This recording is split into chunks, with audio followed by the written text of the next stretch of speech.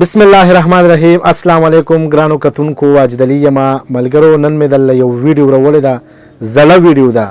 مکمل ویډیو به ګوره د ثوابې پښتانه په ثوابې کې یو مجلس شوی دی او بالکل هغه پخوانی وخت را تازه کړی دی چې پخوا به څنګه مجلس وي. هغه وخت مطلب تاسو ته به د هغې نه اندازه وشي چې بالکل پخوا دغه سیستم و.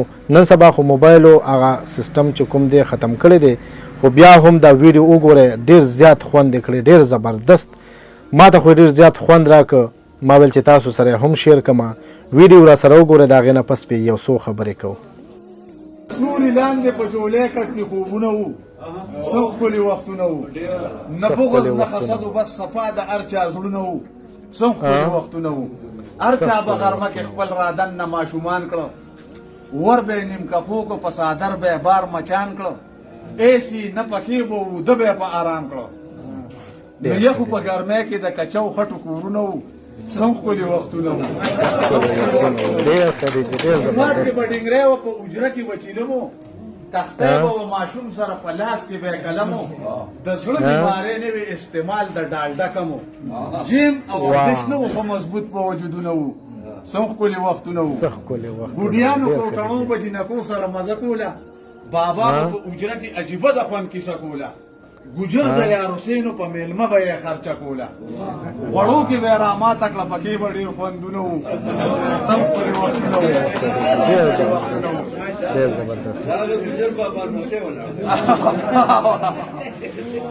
ډوډۍ به یې خوږه وه، په میچن به یې چوړه کول، څه ښکلي ارټونه وو، ورخونه به یې واړه کول، مینه محبت و نفرتونه به چا نه کول. نیت د هر چا پاکو په موسم پې بارانونه وو، څه ښکلي وختونه وو.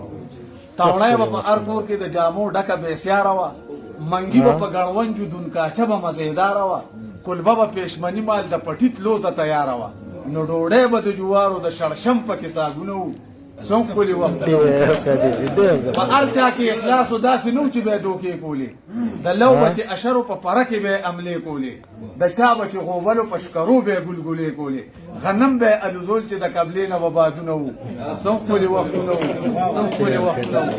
زانګو به د ماشوم و پر ورو به زانګېدله، په ستن کې به ډیوټ و پې ډیوه به بلېدله، وخلي به یې پوچه وه مخامخ به ځلېدله، چوکیس الماری نه وي په دیوال کې به تاخونه وو، څه ښکلي وختونه وو، څه ښکلي وختونه وو. چې هغه وخت رایاد کړم، عجیبه ښکلي دوران و. هر کلي کې طالب مشهور د کالو خانو، په اوښ به چې ډولۍ وه ورپسې به جنج روان و، پیشن د دنداسي و د رنجو به یې تور خالونه وو، څه ښکلي وختونه وو. سختې یې په ځان زمونږ دپاره تېرې کړې وې، ماتې یې دشمن له هر میدان باندې ورکړې وې، شملې به یې د غیرت نه په سرونو بره کړې وې، ننګیاله مشران زمونږ ښایسته د باغګلونو وو.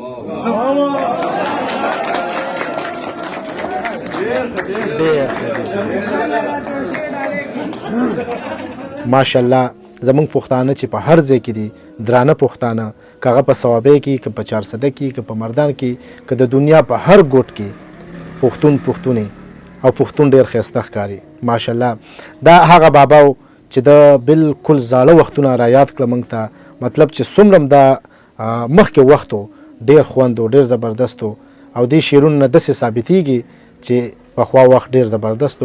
ملګرو دا وه د نن ورځ ویډیو. انشاءالله تر بلې ویډیو پورې به زه واجد علي تاسو نه اجازت غواړم. د الله په امان خوشحاله اوسئ.